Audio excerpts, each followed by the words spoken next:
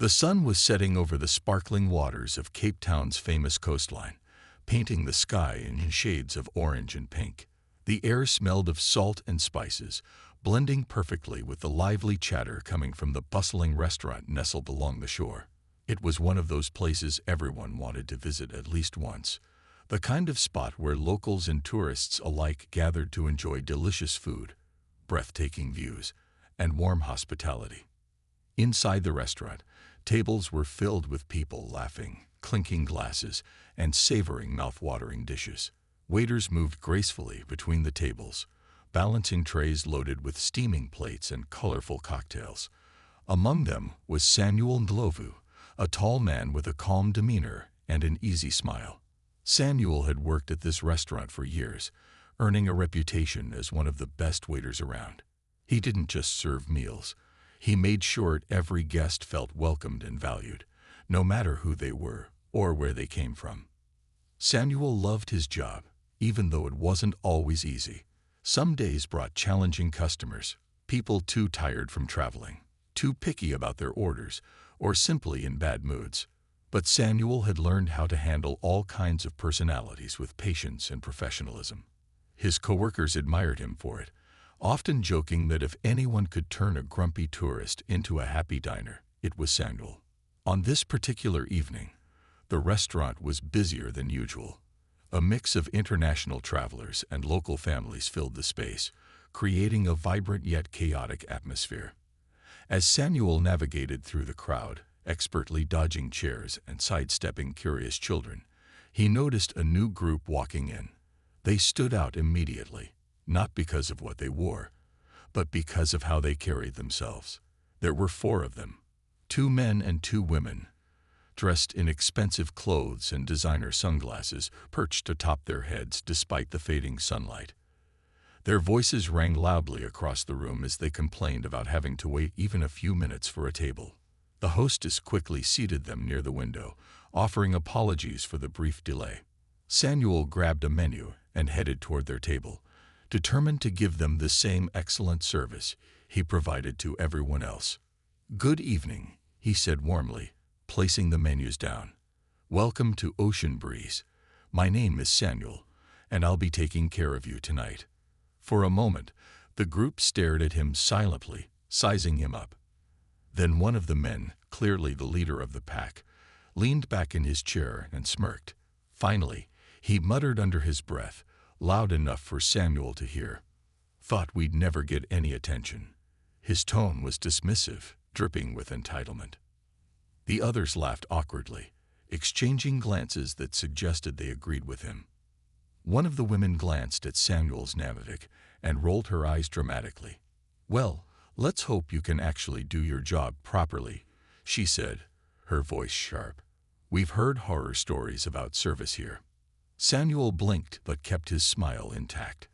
He nodded politely, ignoring the sting of their words. "Of course, ma'am. Let me start by bringing you some drinks. Can I interest you in our signature cocktail?"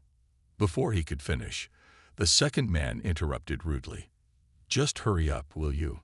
We're starving." His tone was harsh, almost mocking, and his friends snickered again. Samuel felt a flicker of irritation but pushed it aside. He reminded himself that not every customer would be pleasant, and sometimes the best way to deal with difficult people was to stay calm and focused. As he walked away, he couldn't help but notice the tension spreading among the staff nearby. A few servers exchanged knowing looks, whispering quietly about the rude newcomers. Someone muttered, "They're trouble," while another shook their head disapprovingly. But Samuel ignored them too.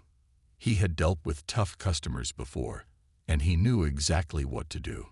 Little did these tourists know they were about to meet someone who wouldn't tolerate disrespect quietly, and who had a knack for teaching lessons in the most unexpected ways. The tourists' behavior only grew worse as the evening progressed.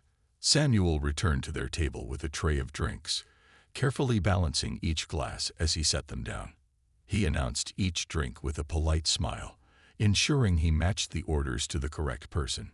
But instead of gratitude or even acknowledgement, his efforts were met with sneers and complaints.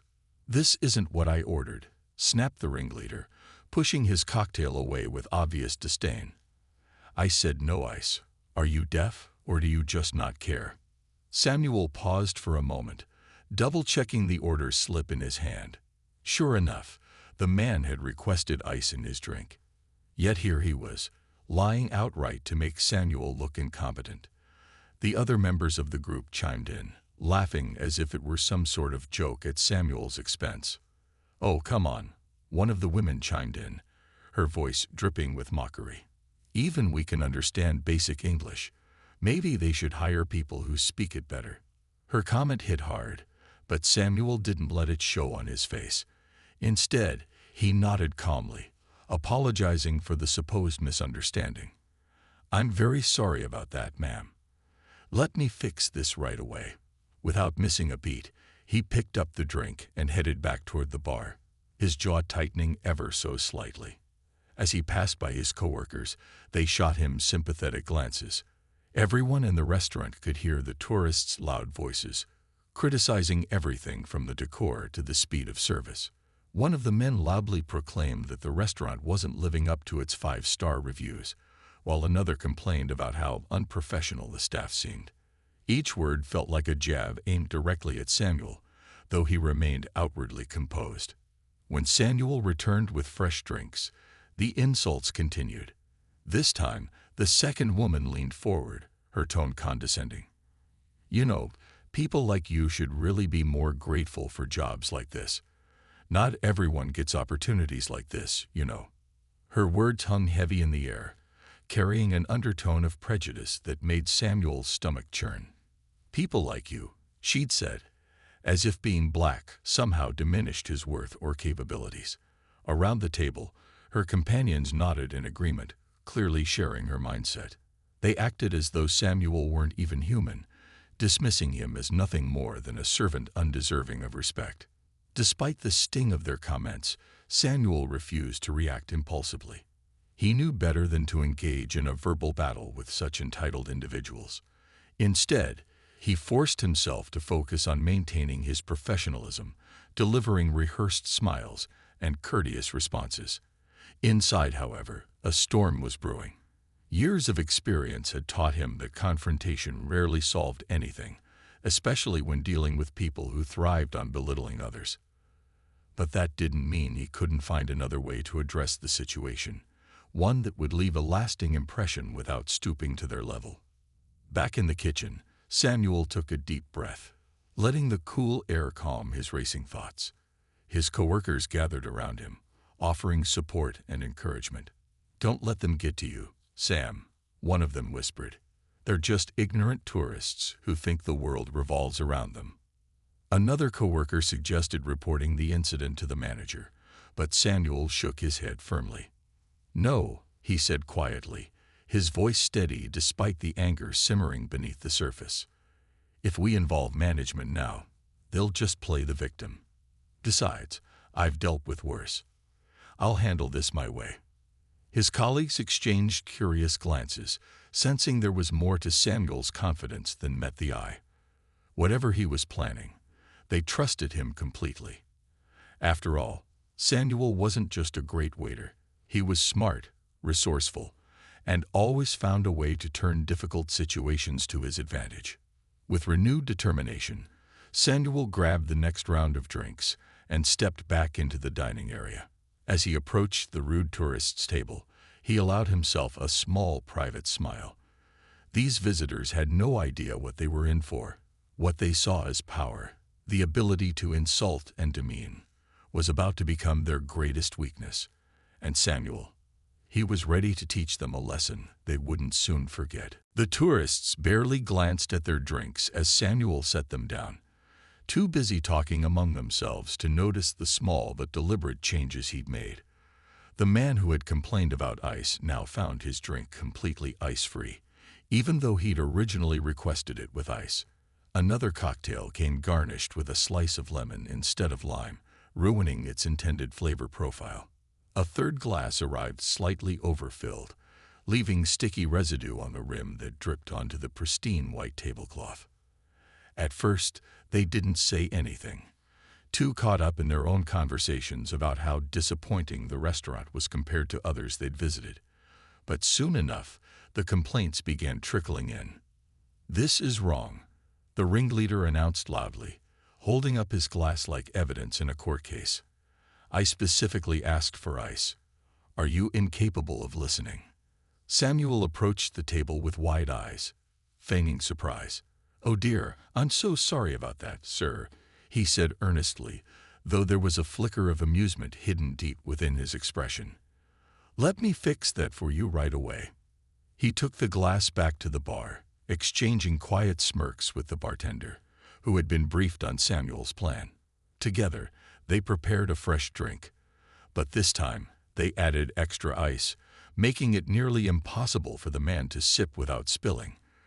When Samuel returned and placed the new drink in front of him, he offered another round of apologies. "Here you go, sir. Please let me know if this meets your expectations." The man scowled but said nothing, clearly annoyed by the continued mistakes. Meanwhile, one of the women picked up her cocktail only to discover the mismatched garnish. She wrinkled her nose in disgust. "What is this?" "Lemon. I ordered lime. Is it really that hard to get something so simple right?" Her voice carried across the room, drawing curious glances from nearby tables. Samuel hurried over, nodding sympathetically. "My sincerest apologies, ma'am," he replied, taking the glass from her hand. "It must have been an oversight in the rush. Let me bring you a replacement immediately." By now, the group was visibly frustrated, their earlier arrogance giving way to irritation. Each member seemed determined to outdo the others in complaining, as though competing to see who could sound the most aggrieved. One of them griped about the temperature of the drinks, while another accused Samuel of being careless. Through it all, he maintained his polite demeanor, apologizing profusely and offering solutions that always ended up creating more problems. When it came time for appetizers, Samuel doubled down on his strategy. He delivered finger foods like mini samosas and spring rolls, but intentionally omitted napkins. As the tourists struggled to eat without making a mess, their frustration grew. Sauce dripped onto their fingers, crumbs scattered across the table, and tempers flared. "Seriously," snapped one of the women, wiping her hands on her designer jeans. "No napkins. How does a place like this not have napkins?" Samuel appeared beside her almost instantly, clutching a handful of napkins as if he'd just realized the oversight. "Oh no, I'm so sorry, Mom," he said, handing them over with exaggerated concern. "That must have slipped my mind. Thank you for bringing it to my attention." Behind his calm exterior, Samuel couldn't help but feel a spark of satisfaction. Every minor inconvenience he introduced chipped away at their patience, exposing cracks in their polished facade. They were used to getting everything they wanted without effort, and the slightest deviation from perfection threw them off balance. It was almost poetic justice. As the appetizer course dragged on, the tourists' mood soared further. Their laughter had faded, replaced by sharp words and accusatory stares. Yet Samuel remained unfazed, moving between their table and the kitchen with practiced ease. To the rest of the diners, he appeared to be nothing more than a diligent waiter doing his best under difficult circumstances. Only those in on the secret, the kitchen staff, and a few observant servers, knew the truth. Samuel wasn't just serving food. He was orchestrating a slow, calculated unraveling of their composure. And the best part, the tourists had no idea what was coming next. Samuel stood in the kitchen for a moment longer, collecting his thoughts. The clatter of pans and the sizzle of food on the stove created a comforting hum around him, but his mind was racing. He replayed the tourists' words in his head, their condescending tones, their cruel remarks, and their blatant disrespect.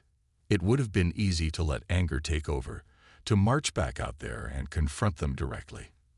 But Samuel knew better. Losing his temper wouldn't solve anything. It would only give them the satisfaction of knowing they'd gotten under his skin. Instead, he decided to channel his frustration into something more strategic. These tourists thought they were untouchable, that their wealth and privilege made them superior to everyone else. They expected perfection without lifting a finger or showing an ounce of gratitude. Well, Samuel had dealt with people like this before, and he knew exactly how to handle them. By using their own arrogance against them. He leaned against the counter, his lips curling into a faint smile as a plan began to form. What if, instead of retaliating outright, he gave them a taste of their own medicine? Not through insults or arguments, those would be too obvious, but through subtle, calculated actions that would leave them confused and irritated. He imagined their faces when things started going wrong, when their expectations weren't met despite their demands. The idea brought him a quiet sense of satisfaction. Samuel's coworkers noticed the change in his demeanor immediately. "What are you thinking, Sam?" asked Thabo, one of the sous chefs, raising an eyebrow curiously. "You've got that look." "That look," Samuel repeated, feigning innocence. "What look?" "The I'm about to teach someone a lesson look," Thabo replied with a grin. "Come on, spill it. What's the plan?" Samuel chuckled softly, glancing over his shoulder to ensure no one outside the kitchen could overhear. "Let's just say I'm going to make sure they get exactly what they deserve," he said cryptically. "Nothing illegal, nothing confrontational, just a little reminder that respect works both ways." His coworkers exchanged intrigued glances, clearly impressed by his calm confidence. "You need backup," offered Lerato, another server who had witnessed the tourists' behavior earlier. "We can help." "Thanks," Samuel replied, shaking his head slightly. "But this is something I need to do myself. Trust me, though, I won't let them walk all over me." With that, he straightened up, smoothing out his uniform and adjusting his tie. His expression shifted from thoughtful to determined as he grabbed the tray of drinks and headed back toward the dining area. This time, he wasn't just returning to serve rude customers. He was stepping onto a stage where he would orchestrate a performance they wouldn't soon forget. As he approached their table, Samuel reminded himself to stay calm and composed. Every step, every word, every gesture had to appear natural. If the tourists suspected even for a second that something unusual was happening, the entire plan would fall apart. He needed them to believe they were still in control, still calling the shots. Only then could he truly turn the tables on them. The first part of his plan involved the drinks. Instead of serving them perfectly, he deliberately mixed things up, just enough to cause minor inconveniences. For instance, he swapped the garnishes between two cocktails, ensuring they didn't match the original orders. To anyone paying attention, it would seem like harmless mistakes, but Samuel knew better. These tourists prided themselves on being detail-oriented, on pointing out flaws wherever they could. A misplaced lime wedge or a splash of soda where none was requested would drive them crazy, and that was precisely the point. As he placed the drinks on the table, Samuel adopted his most apologetic tone. "I'm so sorry for the wait," he said, bowing his head slightly. "Here are your drinks. Please let me know if there's anything else I can assist you with." For now, the group seemed oblivious to his subtle sabotage. They muttered half-hearted thanks, already distracted by their own complaints about the restaurant. Little did they know, the real show was just beginning. And Samuel, he was ready to deliver a masterclass in patience, wit, and clever retaliation, all while maintaining the impeccable professionalism they clearly didn't think he possessed. After the tourists stormed out of the restaurant, leaving behind a trail of frustration and unfinished meals, Samuel took a moment to collect himself. The adrenaline that had fueled him throughout the evening was beginning to fade, replaced by a mix of relief and quiet satisfaction. He glanced around the dining room, noticing the subtle nods and approving smiles from fellow diners who had witnessed parts of the ordeal. It was clear they respected how he handled the situation, calmly, cleverly, and with dignity. But Samuel wasn't done yet.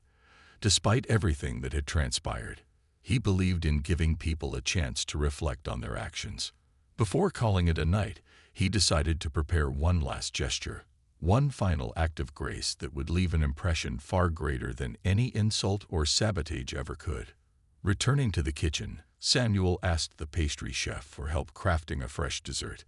Together, they whipped up 4 flawless slices of chocolate cake, each adorned with intricate designs made from drizzled caramel and edible gold flakes.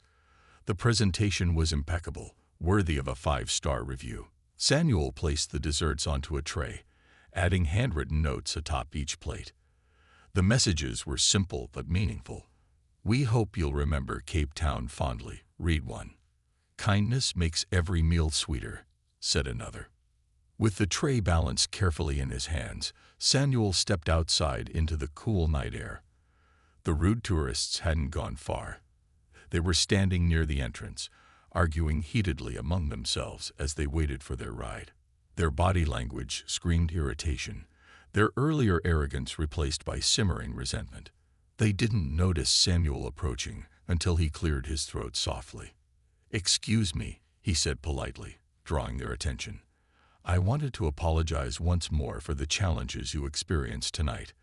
Please accept these desserts as a token of goodwill, and perhaps a reminder that life is better when we treat others with kindness."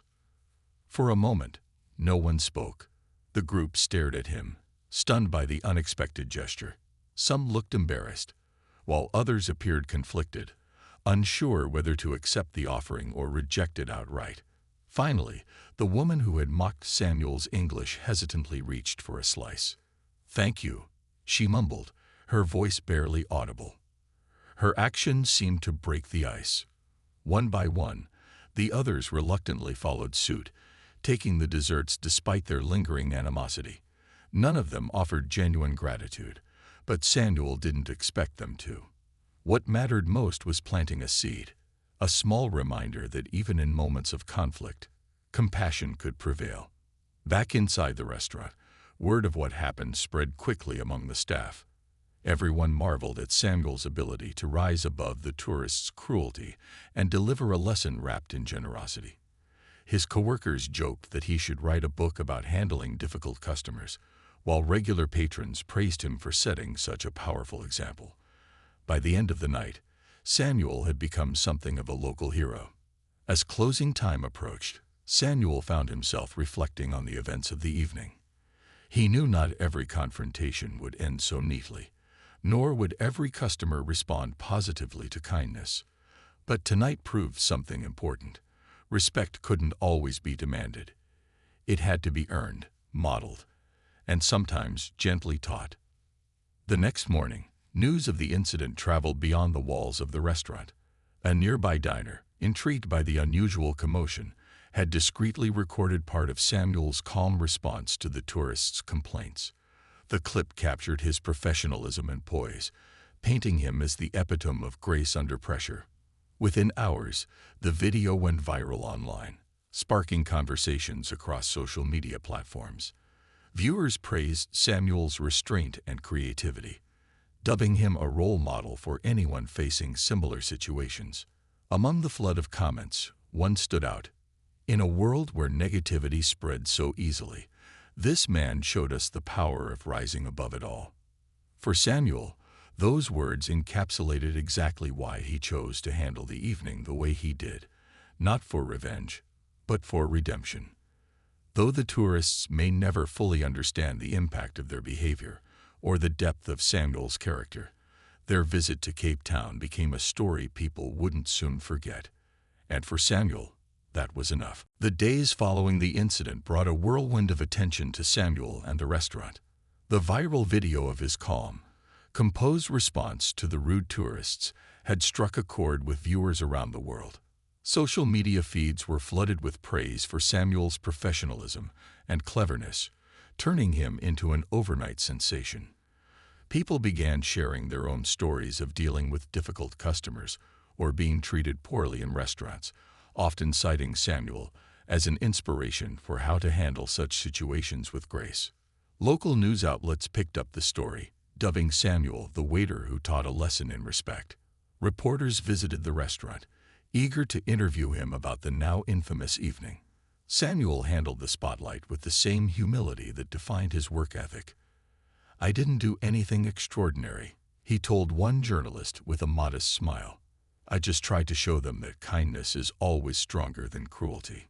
If my actions inspire even one person to treat others better, then it was worth it." His coworkers rallied around him, proud to see their friend celebrated for his integrity and wit.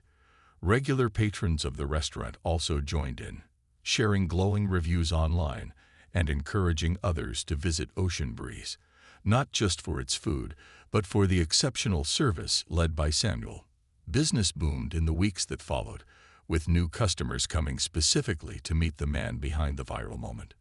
Some even requested selfies or asked him to autograph their receipts, which Samuel happily obliged with a laugh.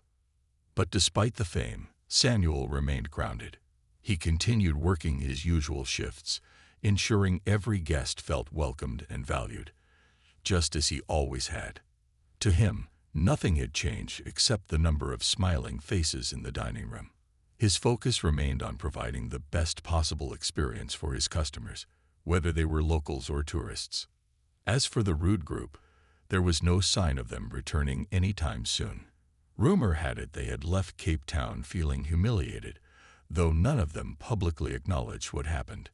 A few months later, someone claimed to spot one of the women at a different restaurant in the city, this time treating the staff with unusual politeness. Whether it was coincidence or a genuine change of heart, no one could say for sure. But Samuel liked to think his actions might have planted a seed of reflection in them. Beyond the immediate aftermath, Samuel's story took on a life of its own. Teachers began using it as an example in classrooms to teach students about conflict resolution and empathy. Workplace training programs incorporated it into discussions about customer service and emotional intelligence. Even motivational speakers referenced Samuel's approach, calling it a masterclass in turning negativity into opportunity. For Samuel, however, the true reward wasn't the accolades or the newfound fame. It was knowing he had stayed true to himself. In a world quick to judge and react harshly, he chose to rise above bitterness and respond with dignity. He proved that revenge didn't have to be loud or dramatic. Sometimes, the most powerful retaliation was simply showing someone a better way to behave. Months later, during a quiet evening shift, Samuel overheard two diners talking about the incident. One of them leaned forward, lowering her voice conspiratorially. "Did you hear about that waiter who outsmarted those rude tourists? I heard he works here." Her companion nodded enthusiastically. "Yeah, isn't it amazing? He didn't let them walk all over him, but he still ended things on a kind note. It gives me hope that we can stand up for ourselves without losing our humanity." Samuel smiled to himself, pretending not to notice as he refilled their water glasses. Those words, the idea that his actions had inspired hope, meant more to him than any award or headline ever could. In the end, Samuel's legacy wasn't just about teaching a group of entitled tourists a lesson. It was about reminding everyone who heard his story that respect is earned through mutual understanding, patience, and compassion. And while the memory of that chaotic evening would eventually fade, the values Samuel embodied would linger far longer, in the hearts of those who witnessed it, in the lessons passed down to future generations, and in the countless lives touched by his quiet courage. Life, Samuel realized, wasn't about avoiding conflict or seeking perfection. It was about finding ways to grow through challenges and inspiring others to do the same. By the time the main course arrived, the tourists were already simmering with frustration.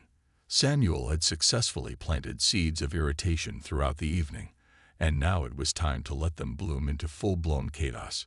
He knew this part of the plan required precision, enough to push their buttons, but not so much that they would storm out before dessert. After all, the grand final was yet to come. The entrees were delivered with deliberate imperfections.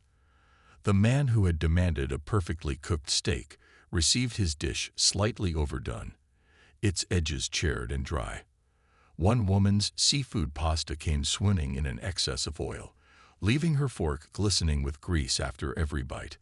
Another tourist's vegetarian curry was inexplicably bland, lacking the spices she had specifically requested.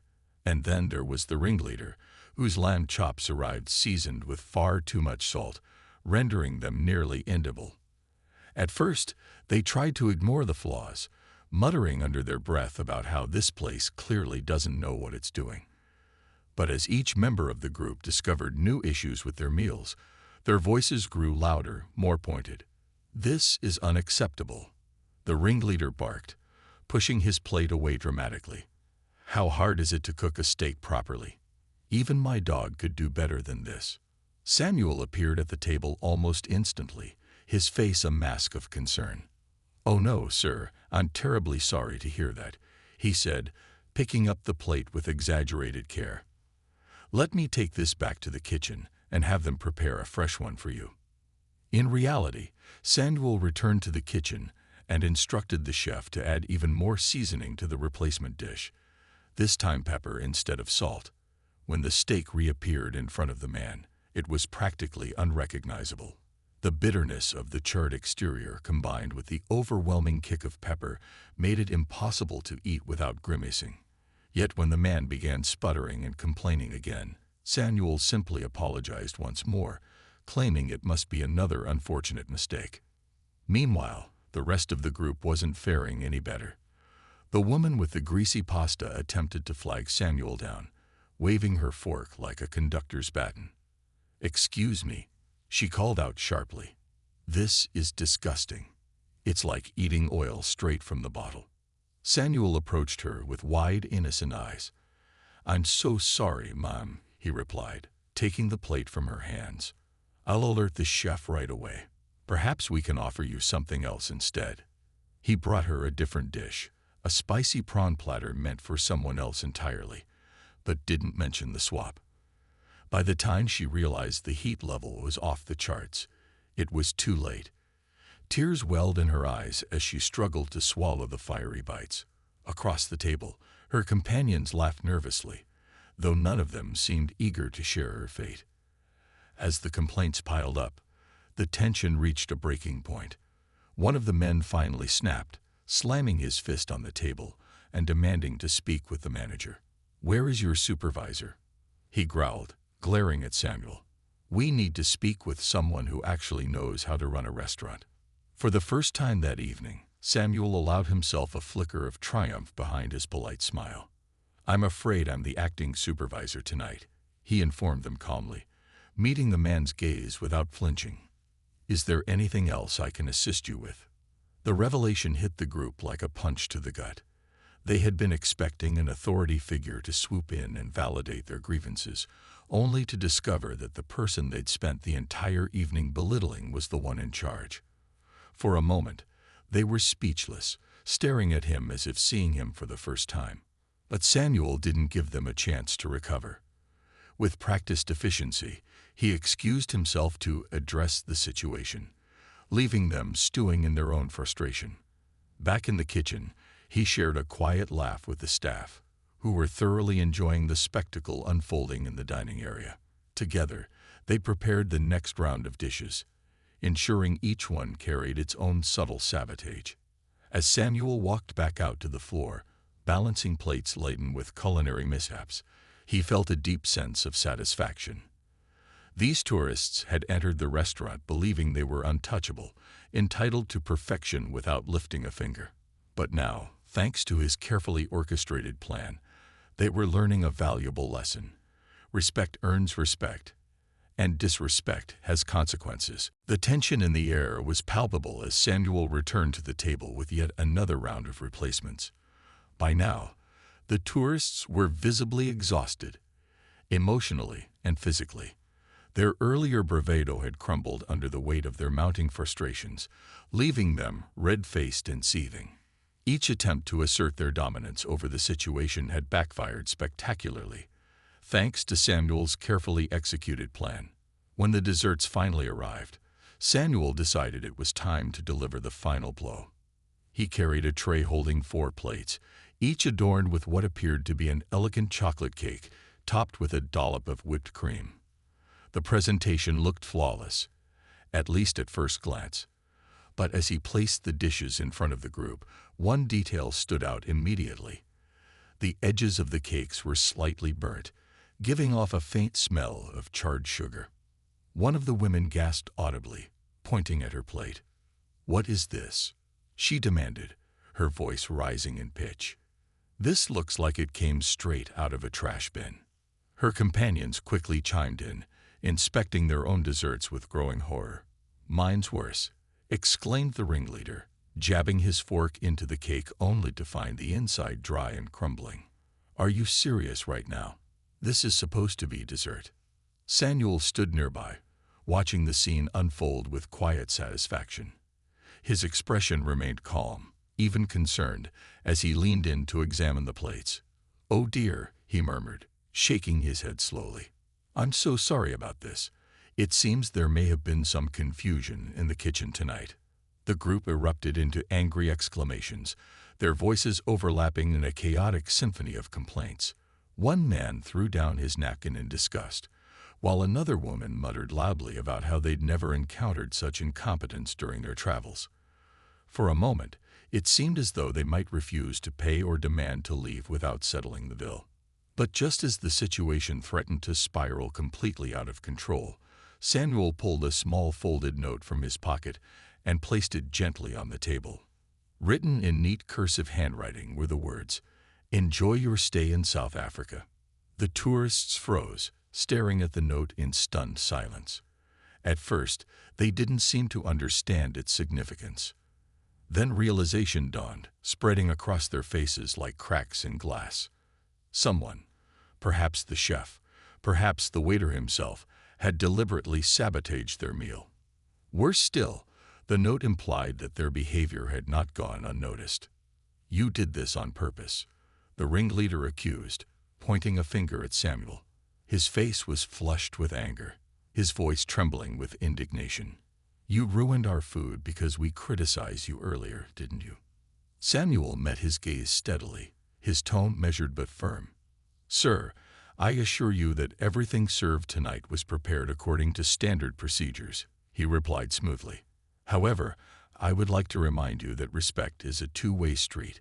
When customers treat staff poorly, it can sometimes affect the quality of service they receive. Perhaps next time, you'll consider how your words impact those around you." The room fell silent, the weight of his statement hanging heavy in the air. Some members of the group shifted uncomfortably in their seats, avoiding eye contact with both Samuel and each other. Others glared at him defiantly, unwilling to admit fault even in the face of undeniable evidence. But none of them could deny the truth behind his words. Their rudeness had consequences, and they were reaping what they had sown. For a few tense moments, no one spoke. Then, reluctantly, the group began gathering their belongings, signaling their intention to leave. Samuel watched them silently, his posture relaxed but alert. As they moved toward the exit, the ringleader paused briefly, casting one last scathing look in Samuel's direction. "You'll regret this," he muttered under his breath before storming out of the restaurant. Once the door swung shut behind them, the entire staff erupted into applause. Coworkers patted Samuel on the back, congratulating him for handling the situation with grace and wit.